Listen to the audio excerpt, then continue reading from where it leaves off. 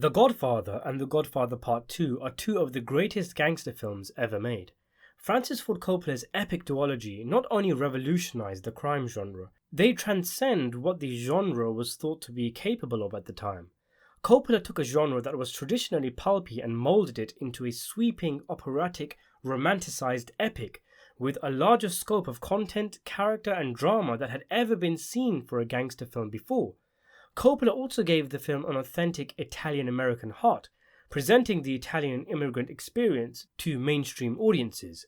Of course, a third film exists also, but unfortunately, The Godfather Part 3, while still a good film, fails to reach the impossibly great heights of its two predecessors. On the channel, I talk a lot about The Godfather and also other crime movies and TV shows such as Goodfellas, Casino and The Sopranos. So if you would like to see more content, consider subscribing to the channel and hitting the notification bell for more videos.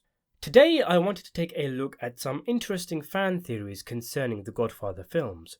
Now on the channel I tackle many theories on the crime series The Sopranos, such as whether Christopher was a rat and whether Ralph set up Jackie Jr. with the card robbery game. Fan theories is not quite the first term that comes to mind when thinking about the Godfather films though, is it? Especially seeing as though the films are based on a book which can answer many supposed theories fans may have about certain characters or plot points. Interestingly, however, there are quite a number of really cool theories about the movies, as we'll see in this video.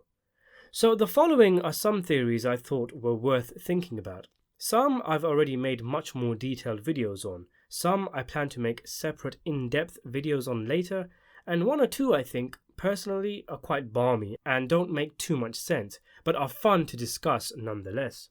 I'll give you the theory, present some evidence for it, and also provide some pushback against it, analysing and criticising the likelihood of the theory. So at number 8, the theory I want to propose is that Pat Geary did in fact kill the prostitute in the second film.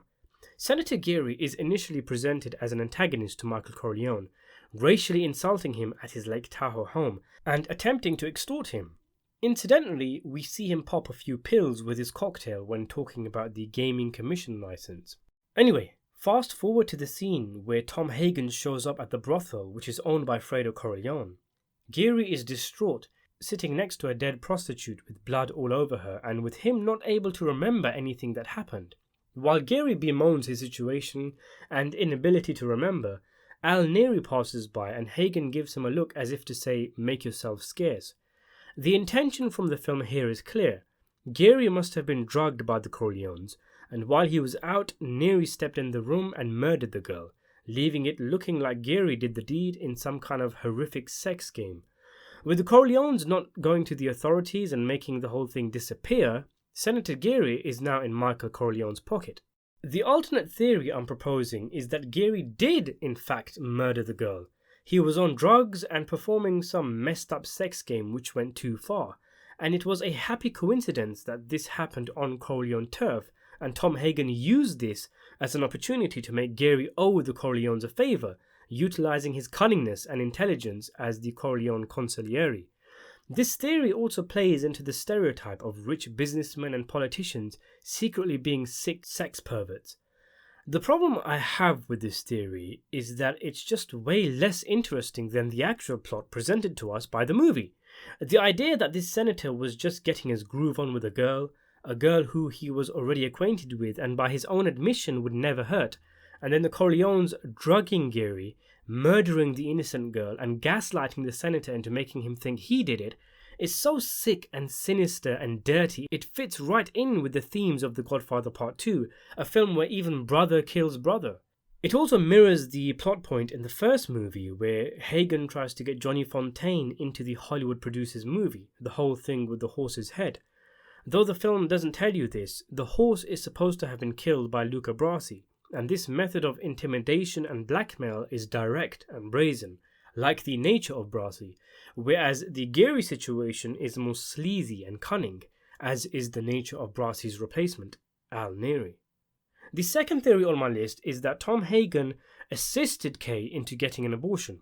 As we know in The Godfather Part 2, Michael and Kay grow distant and Kay is quietly sickened by Michael's nature, eventually telling him that the baby Michael thought Kay lost was actually aborted because she didn't want another one of Michael's children, an act which is considered an abhorrent sin in the Catholic faith and an act which was intended to be a slap in the face to Michael, a denial of another son of his into this world. Michael would have been in Cuba at the time, and the responsibility of taking care of his family after the assassination attempt in the beginning of the film belonged to Tom. Kay would not have been able to leave Tom's sight without him putting guards on her, so she would not have been able to use an excuse like going to the spa or something. She would have to come clean to Tom, who would do everything he could to convince her not to go ahead with this, but being the strong-headed American woman she is, she would have found a way to get Tom to understand why she needed to do this, having a heart-to-heart with Hagen, these two individuals, the only non-Sicilians in the Corleone family. Either that, or she would threaten Tom, saying she could make things difficult with Michael's hearing with Congress, so Tom is forced to let her go. There is a bit of weight to this theory, I guess, seeing as though Tom would have had Kay under watch at all times. But not everything needs to be explained in films, and we can assume that somehow Kay had given her mob bodyguards the slip. But it wasn't easy to get an abortion in the 50s. They weren't legal, if I remember correctly, in the US until the 70s at the earliest. Also, the idea that Tom Hagen would help Kay abort Michael's baby, especially if it was a boy, is insane. He would likely have rather bought off every doctor in New York than allowed Kay to do such a thing. There is nothing more important to the Corleones than family, and though Tom isn't Sicilian himself, he was raised as one, and this would have been completely against his principles. And had he been in on Kay getting rid of Michael's child, he likely would have been killed for such an unforgivable betrayal. Kay also didn't really know any specifics of Michael's doings, so there was nothing she could blackmail him with.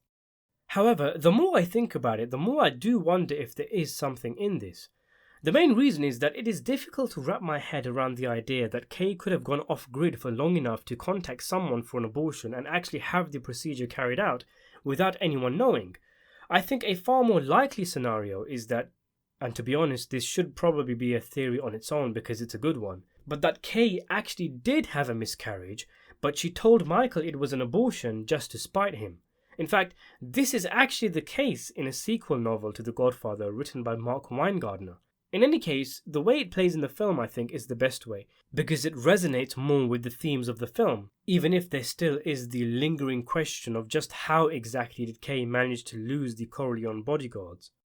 Number 6 now, and I'm going in order of which ones I think are better, the good ones at the end. And for this one, we have to jump around a little bit with the timing of The Godfather for the theory to work, but it essentially is that Tom Hagen is responsible for Luca Brasi's death. As we know, Virgil Sollozzo puts out a hit on Don Corleone. Before this, Luca Brasi, his enforcer, has already been taken out. Tom Hagen is then kidnapped and told by Sollozzo to get Sonny to make a deal with him and not go to war.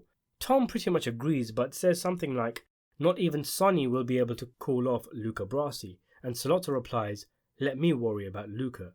By this point, we already know Sollozzo has had Luca killed, but what if this scene actually took place before Luca's death in the timeline? And it was precisely Hagen's line which brought Luca Brasi to Sollozzo's attention, making him a priority to be taken out. Tom breaks the rule of never letting anyone outside the family know what you're thinking, and in the same way, it costs Sonny when he does it, resulting in the assassination attempt of his father. And in the same way where it costs Sonny when he does it, resulting in the assassination attempt of his father, Tom's slip may have caused the death of Luca. Of course, this is a theory that could easily be established canon if the editors just swapped a few scenes around, but as there is nothing to suggest the scenes in The Godfather don't take place in chronological order, this theory doesn't hold much weight. Plus, you would imagine that Sollozzo would have done his homework and known how dangerous Brasi was, with or without Hagen's comment.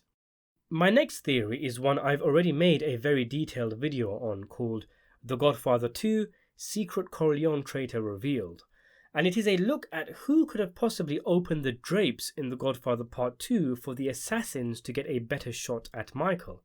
It wasn't Kay, because she literally asks Michael why are the drapes open, meaning she must have closed them when she came into the room and someone opened them as she slept. So it must have been someone on the complex, someone close to the Corleones, providing of course that this isn't simply a hole in the film's plot. In my video, I run down the possible list of suspects, such as Fredo and Tom, but my conclusion is that the drapes were opened by Rocco Lampone, who was secretly in league with Michael's enemies. Rocco was head of security at the Lake Tahoe home, and it is unlikely that someone would be able to enter the home, let alone Michael's own private room where his wife sleeps, where his children come and play, without Rocco knowing. Michael gives specific instructions to Rocco for the assassins to be found alive, but he fails with this also. The men are found with their throats slit, suggesting someone must have been trusted enough to get close to them so they could slit their throats. Rocco is high up in the Corleone hierarchy and has a regime under his control, and he doesn't have a close relationship with Michael like Al Neri or Tom Hagen. It could be that he was approached by Johnny Ola to take part in Michael's murder, being promised control over the Corleone's operations after the deed was done. It doesn't make sense for a man as cunning as Hyman Roth to rely only on one person, and a person as unreliable as Fredo. This is probably why Rocco, a man so high up in the family, was sent to do the hit on Roth, which was essentially a suicide mission. Surely you'd send some muscle to do the job, or a specifically hired assassin. Michael, in this theory, would have perhaps confronted Rocco, giving him a choice of going on this mission, and if he dies, his family would be taken care of. Otherwise, he would be killed on the spot for his betrayal.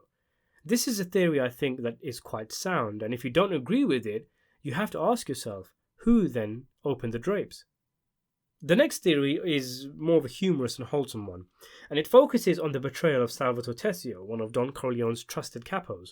Tessio, of course, turns on Michael after Vito's death, secretly setting up a meeting between Michael and Don Barzini where Michael is to be killed, but Tessio is found out, and he is led away by button men in a car, never to be seen again. We can assume he was taken out, and in fact I actually have done a video covering just how he was murdered, called The Final Moments of Salvatore Tessio. But what if he wasn't? What if, because of his long service and loyalty to Don Corleone, someone who worked for the Corleones let Tessio off the hook for old time's sake? What if they told him to get out of town and never show his face again? What if he ended up working in California in a fast food takeaway, specifically a fast food takeaway called Good Burger with Kel Mitchell and Keenan Thompson, changing his name to Otis? The name Otis seems like an abbreviated anagram of the name Tessio, and we are told he has worked at the restaurant longer than anyone there, which matches up if Tessio did indeed flee New York and get a job in the 1950s. He even says something like, "I should have died years ago" in the film, which seems like a harmless throwaway line, but could actually be him reminiscing about the time where he escaped death at the hands of his own men. On to the top 3 now, and again, please note I will be looking to make more detailed breakdowns on some of these, so if you have enjoyed the video so far, please subscribe and hit the notification bell. But here we are concerned with the meeting between Sollozzo and Michael. Now, the meeting was ostensibly to sort out the issues with the Corleones and the Turk. Sonny was too hot-headed to talk, so Michael, a civilian, was sent in. But of course, we know that the Corleones had made a plan to kill Sollozzo. In fact, it was Michael who came up with the idea in the first place. Murdering Sollozzo and the police captain who is acting as his muscle would cause serious trouble for the Corleones. Clemenza confirms to Michael that the other families will go to war. Michael will be forced to flee for his life. Tom Hagen says that the Corleone family will be outcast, and even Don Vito's political protection will run for cover. So clearly, there is an incentive for the Corleones not to kill Sollozzo, especially from the point of view from someone as intelligent and level-headed as Michael Corleone. And the theory is that Michael actually gave the Turk a way out during their meeting. He offered him a way to walk away with his life, but Sollozzo gave him the wrong answer, so Michael blew him away. At the meeting, Michael is of course sitting there with the intention that he's going to kill Sollozzo in a few minutes. The Turk tells him that he's sorry, that what happened was strictly business, and Michael says, "What I want, what is most important to me, is that I have a guarantee. No more attempts on my father's life." It's a slightly strange thing to say because he could have easily remained poker face. Maybe he's trying to shrewdly lure Sollozzo into a false sense of security by making these kind of conversations. Maybe he's trying to find out if there are other powers at play besides the Turk who are making decisions. Or maybe he listened closely to Tom telling Sonny just how bad it will be for the family if Sollozzo and the police captain are killed. Perhaps Michael is hesitating at this point, not just because he's never killed anyone up close and personal, we can assume, but because he's anticipating the storm that is about to come at the family and wants to avoid it. Why not go for the option of peace? After all, as Michael said earlier, it's not personal, it's strictly business. This is something Sonny can't understand, but Michael does, and if Don Corleone was fit to make decisions, perhaps he would do it as well.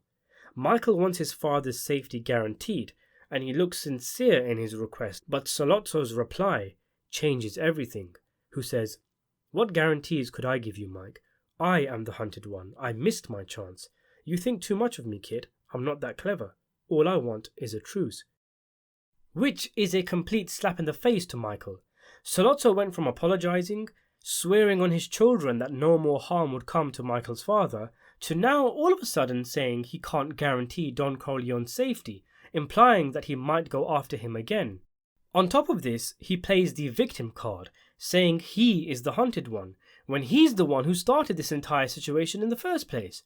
Michael looks at Sollozzo with such intensity when Sollozzo says he can't guarantee his father's safety, and then ends the conversation immediately, saying he needs to go to the bathroom, as if then and there he decided, yep, this guy needs to go. If you buy into this theory, then it's interesting seeing as though Sollozzo could have avoided his death had he at least told Michael he would not come after his father again, and perhaps Michael would have then negotiated peace.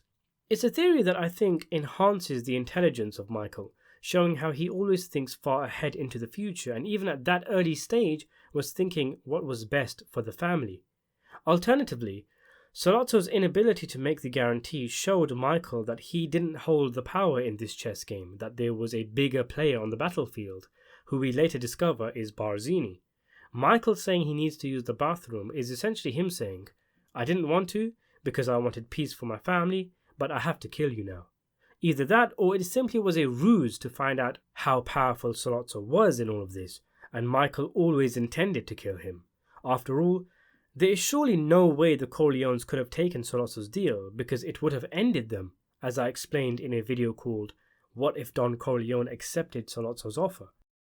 At number 2, I've gone for a theory concerning Luca Brasi and Don Corleone, and it is something I have discussed in a video called Why Did Vito Send Luca Brasi to His Death? The decision to send Luca Brasi of all people to the Tattaglias to find out about this Sollozzo fellow is considered by many as a great miscalculation by Don Corleone.